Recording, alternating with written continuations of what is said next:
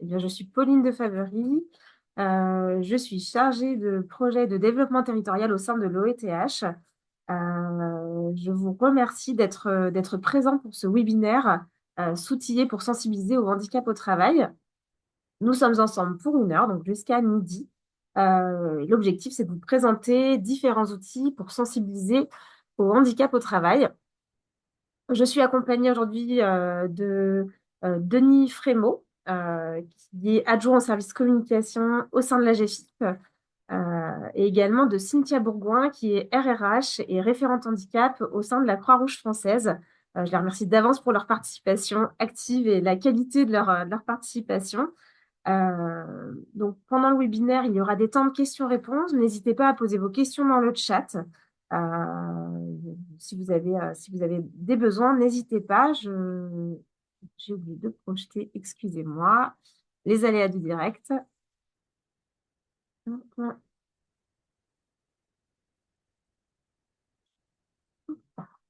ça ne fonctionne pas. Hop, ça y est. Tac, excusez-moi. Voilà.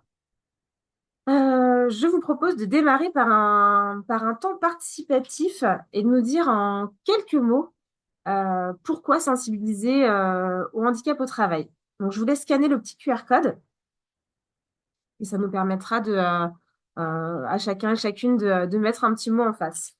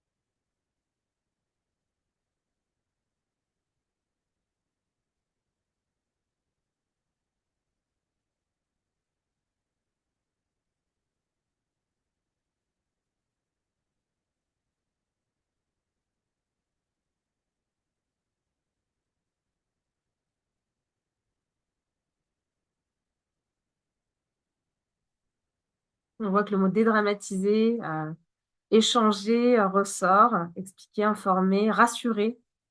Effectivement, ce sont des mots importants qui s'adossent à tout ce qui est sensibilisation. RQTH, effectivement, déconstruire, c'est riche.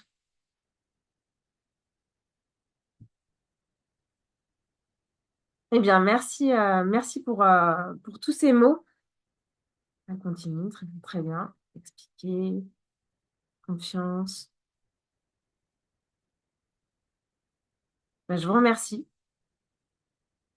On repasse ici, du coup. Alors, effectivement, hein, on se rend compte que des mots ressortent assez fréquemment. Et effectivement, sensibiliser au handicap au travail, c'est un enjeu majeur pour toutes les structures. Mais on se rend compte que ça l'est encore plus dans notre secteur. Parce que malgré la proximité qu'on peut avoir avec les questions de santé et de handicap, on a des représentations, des préjugés et des idées reçues qui persistent vraiment. On observe aussi cet effet miroir propre à nos métiers. Des professionnels qui accompagnent au quotidien des personnes qui vont être vulnérables ou en situation de handicap. Et les salariés vont avoir tendance à minimiser leurs propres défis de santé. Ils considèrent que leur situation elle n'est pas suffisamment importante, pas suffisamment grave. On entend souvent ah non, moi je suis pas handicapée, je m'occupe de personnes handicapées, donc je suis pas concernée. Ou alors oui, mais moi ce que j'ai c'est pas très très grave ou c'est moins important. Puis de toute façon faut que je tienne le coup pour pouvoir continuer de faire mon métier. Ou alors bah, si j'en parle, bah, je pourrais peut-être plus faire mon métier, je vais être licenciée pour une aptitude.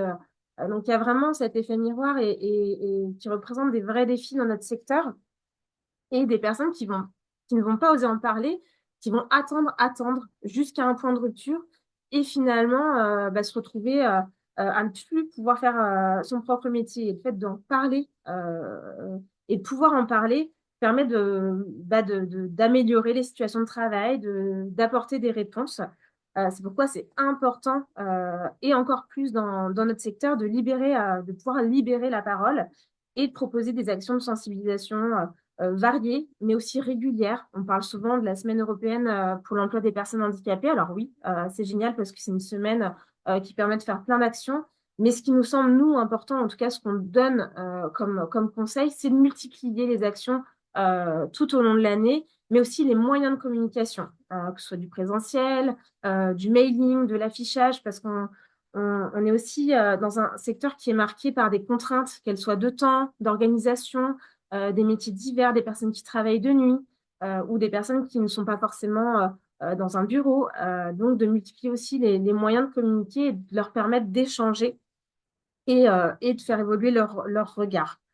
Ben, je vous propose dès maintenant de découvrir les différents outils qui ont été développés par l'association ETH, qui sont pensés spécifiquement pour nos métiers et avec notre réalité secteur. Et ça vous permettra justement de mener des actions tout au long de l'année en fonction de vos contraintes, de votre cible et de votre temporalité. Donc, tout d'abord, bah, je vous parlais de temporalité, qu'il y a la semaine pour l'emploi des personnes handicapées, donc, mais qu'il y a plein d'autres temps dans l'année où on peut le faire. Donc, nous, on a un marronnier qui vous permet chaque mois de vous adosser à des choses existantes. Bon, là, je vous ai mis l'exemple du mois de novembre, puisque la SEPH a lieu tous les ans, la troisième semaine du mois de novembre, avec le Duo Day qui est marqué le jeudi. Euh, mais vous pouvez faire des choses toute l'année, mais aussi de vous adosser à des choses existantes, donc peut-être à des choses comme des webinaires qui existent, des événements qui sont mis en place par d'autres structures, par des Cap emploi. Donc, il ne faut vraiment pas hésiter à vous appuyer sur des choses existantes. Et notre marronnier est vraiment là pour ça. Il permet de ne pas réinventer ce qui existe déjà, en tout cas. Ensuite, on a créé deux guides pratiques. Un guide pour mettre en place des actions de sensibilisation, donc qui vous permet de répondre au mieux à votre besoin en fonction de votre cible, de votre temporalité, qui organise. C'est vraiment un guide pour vous aider à mettre en place et vous appuyer sur des choses existantes. Et on a un guide également pour organiser le Duo Day, qui a lieu donc tous les ans pendant la semaine pour l'emploi des personnes handicapées.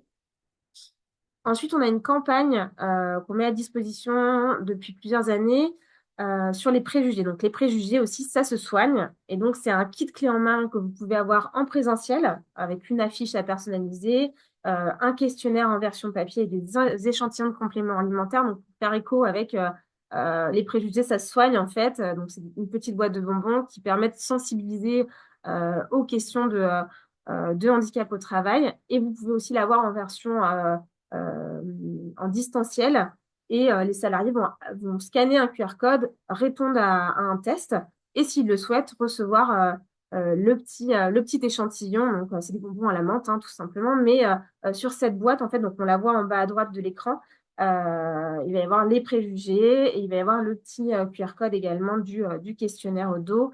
Et ça permet de dire, bah voilà, on a ce complément alimentaire pour faire évoluer les mentalités et faire évoluer les préjugés. Donc, vous pouvez commander ces kits. Ensuite, on a les campagnes d'affichage qui renvoient vers un autre quiz. Donc là, c'est un quiz pour mieux comprendre les réalités du handicap et les idées reçues.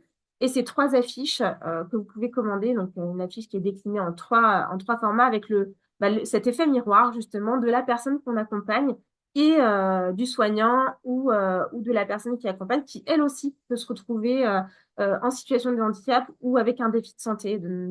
On met souvent en avant la personne qu'on accompagne, mais ça permet de faire le parallèle avec le professionnel du secteur. Donc pareil, ces affiches, vous pouvez les commander en version papier, mais elles existent aussi en format PDF. Ensuite, on a un jeu de plateau qui s'appelle qui s'appelle Objectif Inclusif le jeu. Donc, c'est un petit jeu de plateau. On peut jouer à quatre personnes ou quatre équipes, hein. Et ça vous permet de vous accoler un livret de questions pour, pour jouer minutes, 5, 15 minutes sur le sujet du handicap au travail et de sélectionner aussi vos questions en amont si c'est le référent handicap, par exemple, qui organise la sensibilisation en fonction du public qu'il va avoir en face de lui. Est-ce que c'est des managers? Est-ce que c'est des opérationnels? Et de pouvoir bien orienter ces questions et de jouer de manière ludique, mais aussi de parler de handicap au travail et de dédramatiser le sujet également. On a également une équipe dédiée. Donc là, on est sur les outils, mais on est sur le volet plutôt humain. On a une équipe qui, à votre écoute, vous guide et vous conseille pour justement mettre en place vos actions de sensibilisation si le guide ne vous suffit pas, mais aussi d'aller plus loin et de vous accompagner dans votre projet de démarche santé handicap. Donc, de vous aider à faire évoluer structurellement vos projets en interne. Donc, n'hésitez pas à vous mettre en lien avec nous. On a une équipe dédiée qui est on a 4 personnes sur tout le territoire qui vous accompagnent en fonction de sa région respective. Pour terminer, on est en train de construire 2 outils qui seront mis à disposition pour la prochaine semaine européenne pour l'emploi des personnes handicapées. On a un autodiag, donc c'est un questionnaire que les salariés pourront s'administrer pour faire le point sur leur situation de santé et de voir s'ils pourraient être concernés ou non par une situation de handicap. Et à la fin de l'autodiagnostic, ils pourront savoir vers qui s'orienter, le référent handicap, Cap emploi et aux santé et pouvoir avoir des réponses sur la thématique. Et on est en train de revoir également une plaquette. On avait une plaquette RQTH qu'on est en train de refaire pour aider à comprendre que la situation de santé peut avoir un impact et qu'on peut être accompagné vers une RQTH euh, de manière très opérationnelle. Voilà. Eh bien, je vous passe la main, Denis, sur les outils mis à disposition par la GFIP, dont vous pouvez également vous saisir et je vous passe la main immédiatement. Merci Pauline. Alors bon, je vois que l'OETH développe déjà pas mal d'outils, donc nous on va en avoir aussi de notre côté, alors qui seront forcément moins spécifiques à votre secteur. Néanmoins, en fait, on a créé une démarche à la GFIP qui s'appelle Activateur de progrès, qui existe depuis 8 ans et qui a un principe simple, c'est l'endroit où on va retrouver tous les outils de sensibilisation pour les entreprises qui ont envie de valoriser leurs actions en faveur du handicap, ou en tout cas d'augmenter leur sensibilisation auprès de leurs collaborateurs. Donc globalement, pour être activateur de progrès, c'est assez simple, hein, il suffit, enfin c'est pas très très compliqué. Il suffit de se dire que l'emploi et le handicap, c'est important. Enfin, voilà, il faut quand même ça. Avoir fait au moins une petite action. Et puis on verra envie effectivement d'en parler. Donc c'est assez simple pour s'y inscrire. Donc il y a un site qui est activateurdeprogrès.fr sur lequel un certain nombre d'outils sont mis à disposition gracieusement et d'autres, gracieusement, enfin en libre accès et d'autres pour lesquels il faut se connecter pour pouvoir avoir accès notamment à des jeux personnalisés, etc. Je vais vous l'expliquer tout de suite.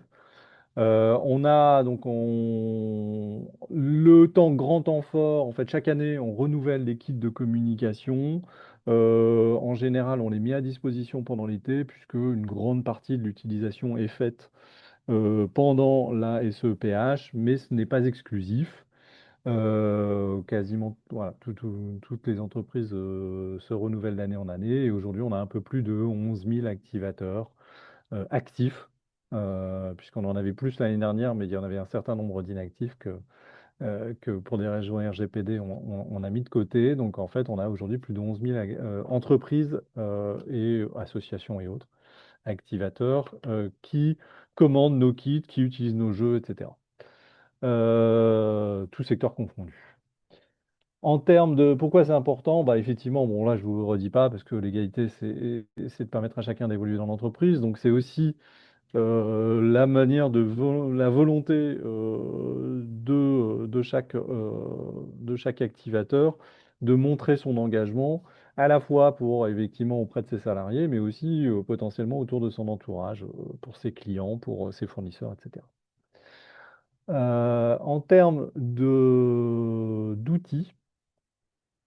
si on peut passer à la slide suivante, pardon Pauline.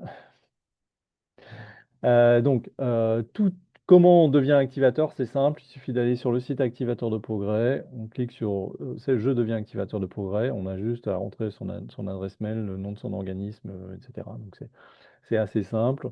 Et là, on a droit à pas mal d'outils que je vais vous détailler rapidement dans tous les cas, mais je ne vais pas vous expliquer forcément exactement à quoi sert chacun, mais sachez que vous pouvez aller, voilà, vous allez sur activateurdeprogrès.fr et vous trouverez tout ce que je vais vous expliquer là, et vous pourrez avoir droit à des kits, des jeux, etc. Donc, je vais juste vous les balayer pour que vous puissiez voir combien ce site est riche. Donc tout d'abord, on va faire une nouvelle campagne cette année avec des kits de communication gratuits qui s'appelle ici c'est le talent qui fait le job, avec différentes versions, vous verrez, de photos et également la possibilité en ligne de mettre vos propres photos sur les affiches, de mettre votre logo et de les commander avec, il y aura aussi des goodies, donc des badges, des stickers, et puis toute une série de kits de réseaux sociaux, des pieds de mail, des posts tout préparés qui montrent votre engagement en tant qu'activateur. Et tout ça, vous le commandez sur le site et ça vous sera envoyé donc ça sera à disposition en commande à partir de cet été sur le site puisqu'on est en train de les finaliser, ces kits, et ils vous seront livrés avant la SEPH si vous voulez faire relayer cette campagne. Donc c'est une campagne qui va être relayée dans beaucoup d'entreprises et autres organismes, associations, etc. en France.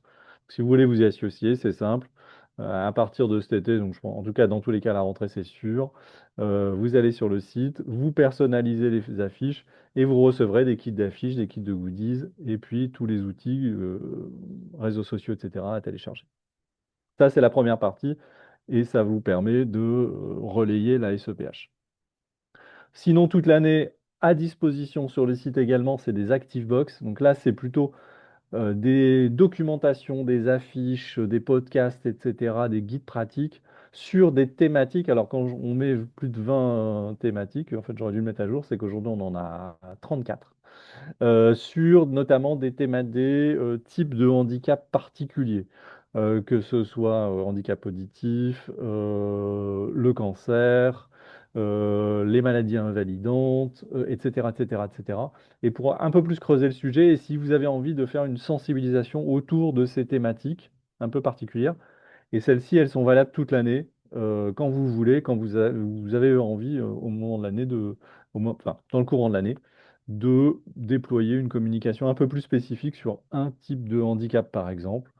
Par exemple, en octobre, vous pouvez vous associer. On a une box sur le cancer du sein. Bah, en fait, à ce moment-là, vous pouvez reprendre les éléments, les affiches, les personnaliser, et à ce moment-là, vous faire votre propre campagne. Voilà.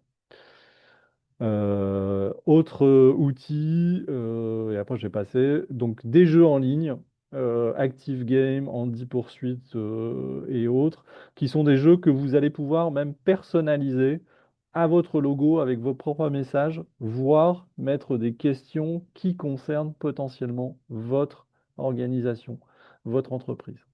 Donc, je vous laisserai les découvrir, mais on en a plusieurs. Active Game, le Mission Prévention, pardon, oui, non, voilà, Active Game, Mission Prévention qui a été développée avec APF France Handicap et l'assurance maladie, et aussi Andy Poursuite, qu'on va voir juste après, voilà, qui est un jeu donc, qui à la fois existe en ligne pour tester ses connaissances, donc c'est une sorte de jeu de loi avec des questions, hein, qui ressemble un petit peu d'ailleurs au jeu présenté tout à l'heure de l'OETH mais avec la particularité, là aussi, de pouvoir ajouter votre logo, de choisir potentiellement les questions qui vous arrangent ou pas, voire de rajouter des questions sur votre propre organisation, sur comment vous vous êtes organisé.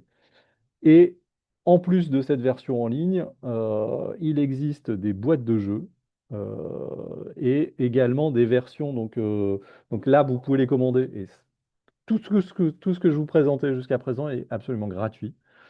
Par contre, pour les commandes de boîtes de jeux, là, c'est payant parce que ça représente quand même un certain coût. Et également des versions grandeur nature, c'est-à-dire avec des grands, on va dire des grands tapis qui vous permettent de jouer, voilà, d'animer, par exemple, une idée d'animation pendant la SEPH, c'est voilà, vous installez ça dans votre hall avec un grand tapis, et puis les gens se déplacent, on leur pose des questions sur le handicap, etc. Enfin, c'est assez ludique. Voilà.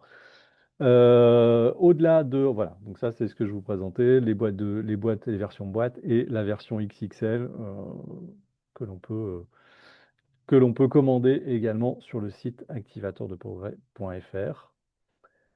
Je vais passer aussi rapidement. On a d'autres types de jeux, RQTH plus spécifiquement sur des questionnaires sur la reconnaissance de qualité de travailleurs handicapés. La fresque du handicap, tout de suite après. Voilà, la fresque du handicap en emploi, mais qui là est déjà un petit peu plus compliqué pour les référents handicap un petit peu plus capés, parce qu'ils permettent d'animer voilà, toute une fresque du handicap en emploi. Et puis un nouveau jeu qui vient de sortir, qui est le recrutement inclusif. Là, c'est plutôt destiné au service RH avec des petits jeux de rôle. Il y a 3 jeux de rôle à l'intérieur pour simuler des entretiens éventuellement d'embauche ou autres avec des personnes en situation de handicap. Comment se comporter, qu'est-ce qu'il vaut mieux dire, pas dire, etc. Enfin voilà, on met en place des situations et puis on peut simuler ces recrutements. Voilà. Et voilà, j'ai terminé. Donc juste en résumé, tous ces outils, donc à la fois d'animation, les kits pour la SEPH, les outils pratiques ActiveBox sur des thématiques, et puis les outils d'animation avec tous les jeux qui soient en ligne ou en version boîte. Tout est à retrouver sur le site activateurdeprogrès.fr. Et puis, bah, venez nombreux. On essaie à chaque année de développer cette communauté et de vous mettre un maximum d'outils à disposition gratuitement pour que vous puissiez faire de la sensibilisation à la fois au moment de la SEPH, hein, qui est quand même le point le plus marquant, mais aussi tout au long de l'année. Et je laisse la parole à Cynthia maintenant. Merci beaucoup, Denis, pour tous ces outils. Je vais juste voir s'il y a quelques questions après nos interventions respectives dans le chat. Pardon. N'hésitez pas si vous avez des questions.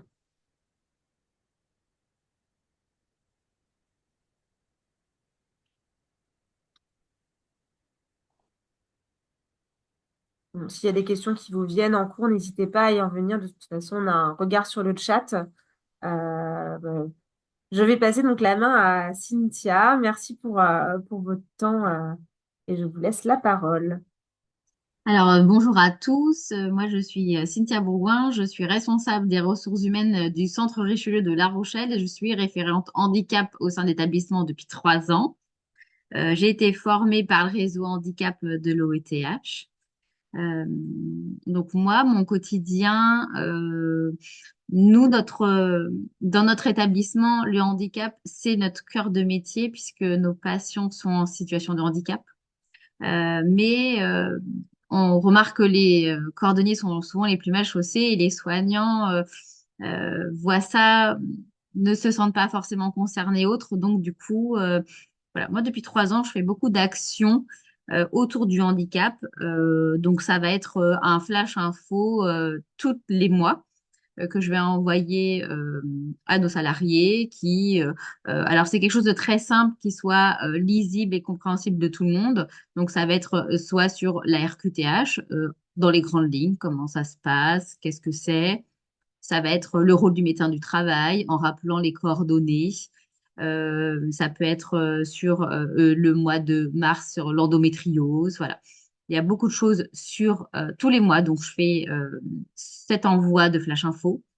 Et après, tout au long de l'année, je fais des actions de sensibilisation. Donc, on va s'associer à Octobre Rose, la Ligue contre le cancer au mois d'octobre, où on va banaliser une journée. Euh, sur le mois de novembre, sur la semaine de la SEPH et le DOD, je fais une journée de sensibilisation. Il y a un IME pas très loin de chez nous, de la Croix-Rouge également, Donc, les jeunes viennent discuter et échanger sur nos thématiques liées au handicap sur ces journées-là. On fait le duodé aussi avec les jeunes pour du coup pouvoir leur montrer un petit peu le milieu ordinaire et demain comment ils peuvent appréhender les métiers liés eux à leur handicap et nous. On va aussi à l'IME pour on fait des duodés inversés hein, aussi. Euh, voilà, j'ai fait un travail pendant 9 mois avec l'ergonome du travail où on a étudié le poste de travail, donc sur la partie administrative et sur les soignants, comment améliorer leurs conditions de travail, le matériel. Voilà, ça a amené plein d'échanges, ça a amené plein de questionnements. Voilà, ça permet aussi de limiter les risques de TMS et autres. Donc ça, c'était un très, très, très gros travail. Voilà, enfin, on a eu que des très très bons retours. On a à la Croix-Rouge française donc un réseau de référents handicap par filière. Donc là, c'est pareil, hein, il y a des réunions tous les mois, il y a des actions qui sont faites aussi au sein du réseau handicap. On a des assistantes sociales aussi qui, elles, vont envoyer un courrier. Alors moi, je l'envoie aussi, et elles aussi, pour garder le lien avec les salariés qui sont en arrêt depuis plus de 30 jours. Voilà, donc il y a un courrier qui est envoyé ou voilà, si vous avez besoin, si vous souhaitez reprendre contact avec nous, n'hésitez pas. Voilà, on a des bons retours par rapport à ça, sur ce lien qu'on peut garder, ce courrier qui est envoyé.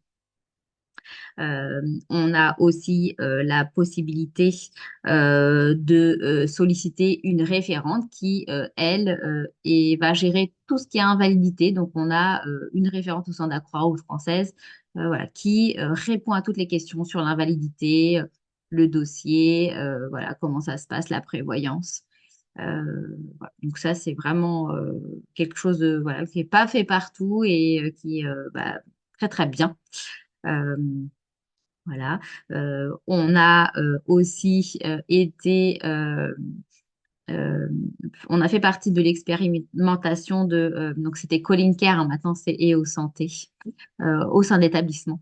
Voilà, on a expérimenté cette plateforme qui est vraiment extrêmement bien faite, où on retrouve énormément de témoignages, de fiches pratiques, où on peut discuter avec un père, voilà, sur des questions, sur voilà, le retour à l'emploi, ou aussi quand on est manager, comment est-ce que je gère moi dans mon équipe un salarié avec euh, alors, oui, peut-être on répondra aux questions après. Voilà, sur voilà, comment est-ce que j'appréhende dans mon équipe un professionnel qui a telle pathologie. Voilà, donc ça, on a bien travaillé avec eux et c'est vraiment une très très bonne plateforme.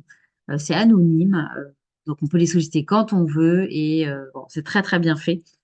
En parallèle, au sein de notre établissement, nous, le handicap, voilà, c'est notre quotidien. Et depuis 2 ans, on est un centre d'art. Un centre d'art, c'est quoi? On a une résidence d'artistes et on va travailler toujours autour du handicap avec les patients et les professionnels, mais en incluant l'art. Ça va être, par exemple, voilà, il y a un chorégraphe qui est venu travailler avec les patients et les professionnels sur de la danse avec les doigts parce que bah on n'est pas forcément obligé de danser qu'avec ses jambes.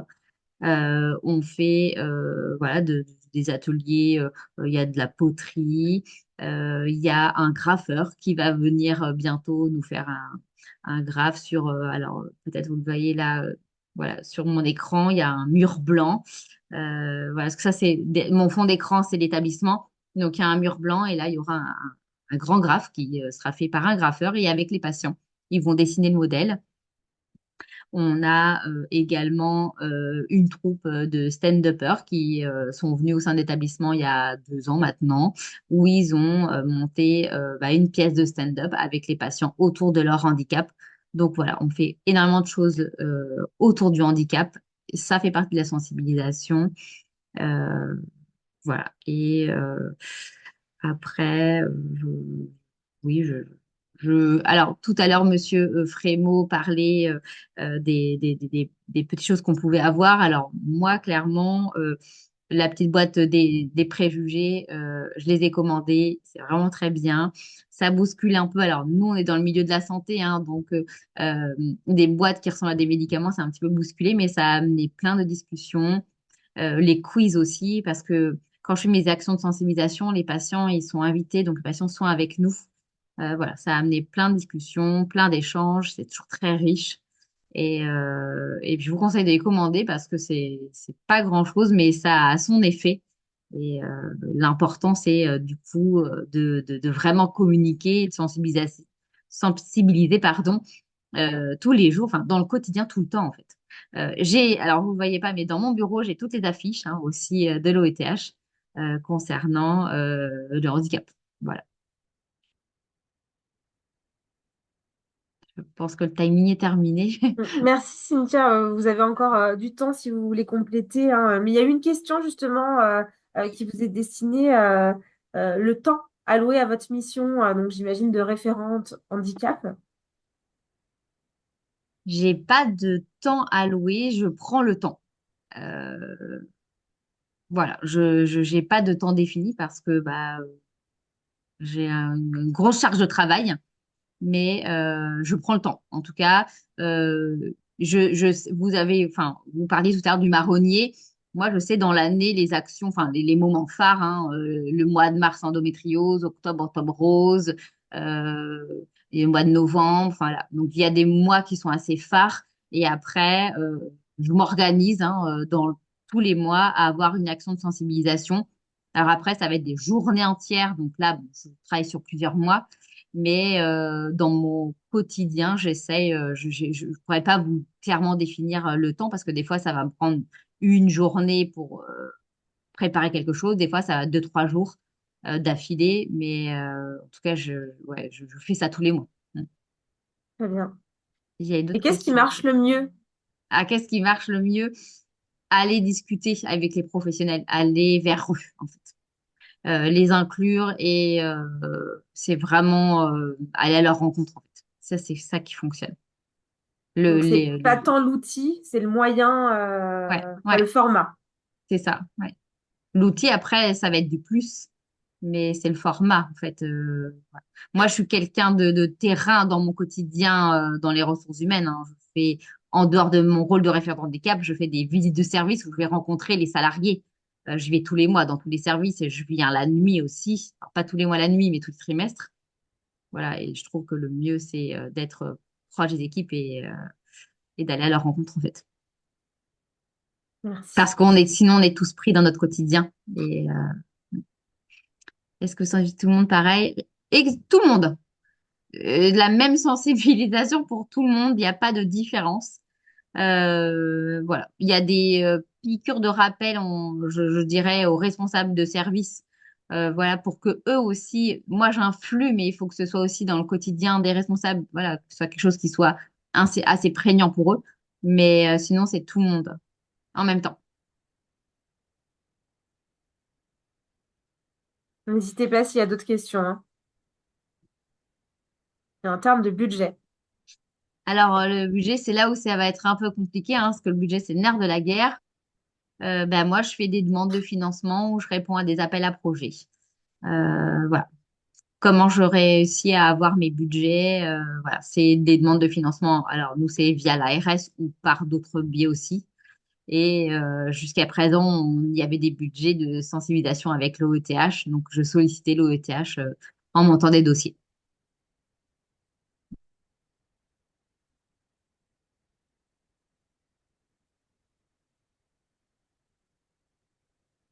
Est-ce qu'il y a d'autres questions? Bon, je reste alerte s'il y en a d'autres qui viennent. Ah, oui. Merci Olivia pour cette précision. Voilà, tous les outils sont en majeure partie gratuits. Mais c'est vrai que la question du budget, du temps qui est lié, quoi, le budget qui va être lié au temps disponible, aux ressources disponibles, se pose. Et c'est là où je reviens sur l'équipe dédiée qui peut vous apporter en tout cas conseil. pour justement vous aider à vous organiser, à penser ces temps. N'hésitez pas à nous mobiliser parce que nous, on peut vous guider, en tout cas en interne, pour organiser tout ça et le penser plus en format macro. Parce que là, évidemment, on a un témoignage d'un établissement avec une RRH extrêmement organisée et disponible. Et, non, mais c'est vrai on a des témoignages comme ça, c'est fort parce que ce qu'ils pourraient me dire, c'est oui, mais vous faites partie d'une grosse structure de la Croix-Rouge française, mais tous les établissements de la Croix-Rouge ne se mobilisent pas comme vous le faites. Et je pense que ça s'attache beaucoup aussi à une organisation et à une personne, ou plusieurs personnes en tout cas, et une volonté d'aller vers ces thématiques. Alors oui, il y a toujours le temps, il y a toujours les ressources, mais il y a aussi le fait de penser le sujet de manière globale et pas en faire un sujet isolé et de l'étirer justement tout au long de l'année. Moi, c'est ce que j'ai pu noter, hein.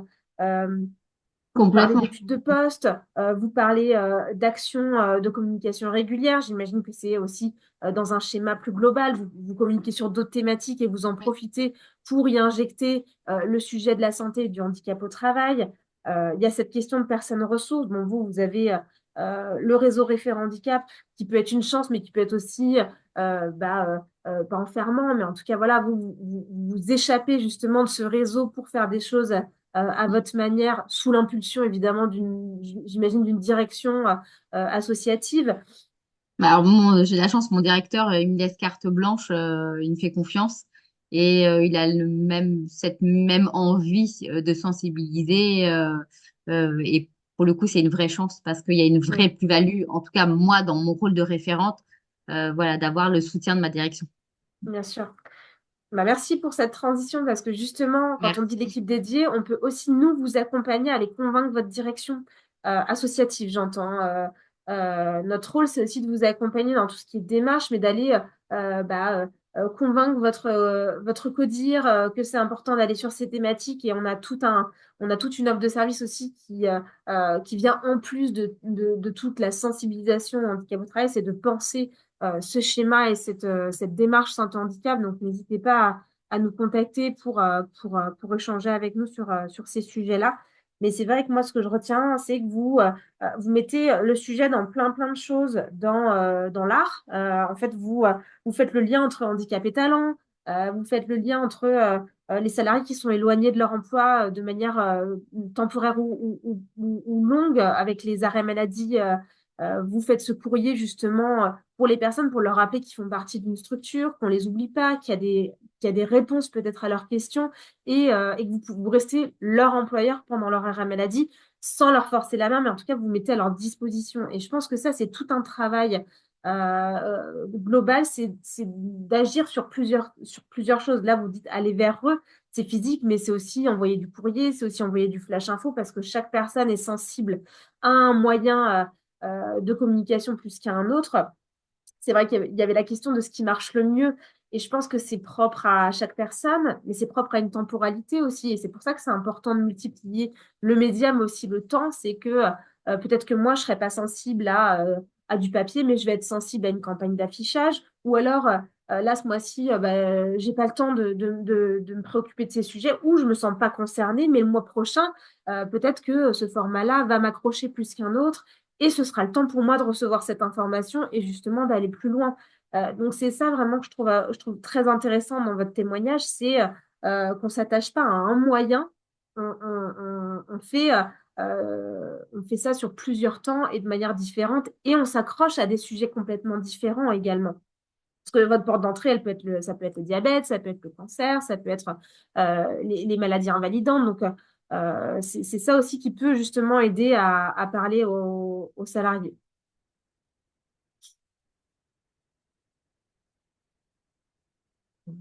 Et c'est ce que rappelle Olivia, c'est que notre prochain outil pourrait être la plaquette RQTH, pourrait être justement un moyen d'aller vers les salariés en l'envoyant par mail ou en la glissant dans des courriers pour des personnes qui peuvent être en arrêt ou pas. Mais c'est un outil qui pourrait être facilement utilisable pour sensibiliser aussi au handicap au travail.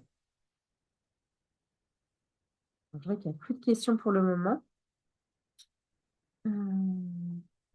Hop. Eh ben, je vais commencer à clôturer doucement ce webinaire. en vous parlant des événements à venir.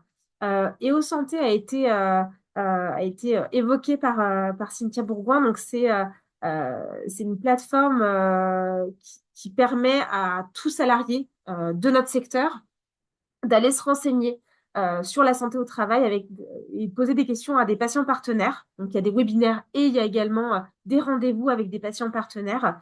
C'est complètement gratuit et anonyme, c'est-à-dire qu'on se connecte uniquement avec le sirène de son établissement. On n'a pas besoin de donner son poste, son nom, son prénom, et on peut aller chercher de l'information, discuter avec des personnes qui sont formées.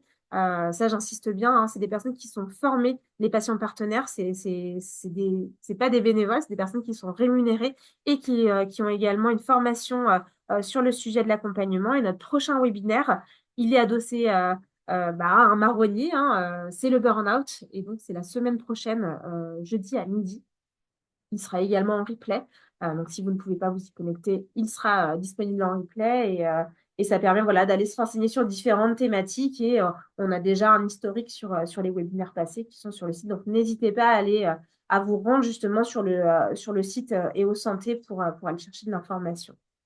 Et également toute une campagne d'affichage que vous pouvez commander pour afficher au sein de votre établissement. Voilà, il y a également, je clôture par la newsletter. N'hésitez pas à vous inscrire à notre newsletter. On n'en envoie pas toutes les semaines, on n'en envoie pas tous les mois. C'est vraiment au fil de l'eau et de l'information. On va vous donner les temps forts, les prochains webinaires. Il y aura des informations sur les outils pour la semaine européenne pour l'emploi des personnes handicapées. Donc, n'hésitez pas à vous inscrire à notre newsletter pour avoir de l'information. Et j'en profite également pour revenir sur le sujet des référents handicap. Donc, Cynthia, vous nous parliez de votre réseau. Donc, ce réseau a été formé par l'association ETH. Donc, on a une formation référent handicap qui est accessible à tous. Et une fois que vous rentrez dans l'accompagnement démarche santé handicap avec du conseil plus poussé et un engagement plus poussé, il est aussi possible de former un réseau en intra. Donc, n'hésitez pas à nous contacter si vous avez des questions à ce sujet ou de vous inscrire directement à la formation si vous avez identifié une personne ressource au sein de votre structure pour être le référent handicap ou la référente handicap, personne ressource au sein de vos effectifs. Eh bien, notre webinaire va s'approcher de la fin. S'il n'y a plus de questions, s'il n'y a plus rien à rajouter de la part de vous, Cynthia, ou vous, Denis, n'hésitez pas si vous avez des choses à ajouter. En tout cas, je vous remercie pour votre participation de qualité, vos témoignages de qualité. C'est toujours très important d'avoir ces participations. Et merci à tous nos participants et aux questions qui ont été posées, parce que ça alimente également euh, les échanges et on espère vous avoir apporté un éclairage et l'envie de vous lancer dans des actions de sensibilisation sur les semaines et mois à venir.